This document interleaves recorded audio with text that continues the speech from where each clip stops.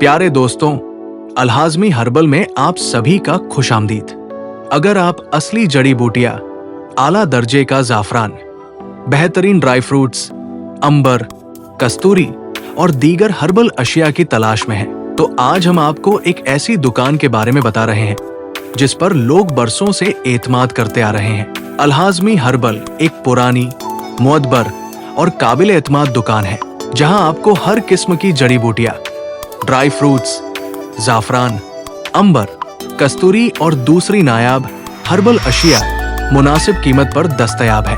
यहाँ की सबसे बड़ी खुसूसियत यह है कि हर प्रोडक्ट की मयार पर खास तवज्जो दी जाती है।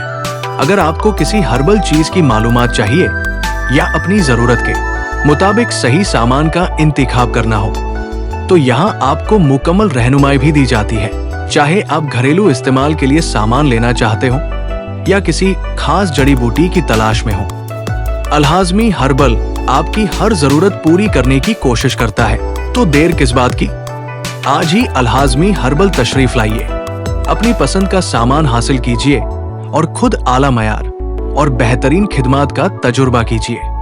अगर ये वीडियो आपको पसंद आए तो इसे लाइक कीजिए, अपने अहबाब और अहले खाना के साथ शेयर कीजिए और ऐसे ही दिलचस्प और मुफीद वीडियोस के लिए हमारे चैनल को सब्सक्राइब करना हरगिज न भूलिए।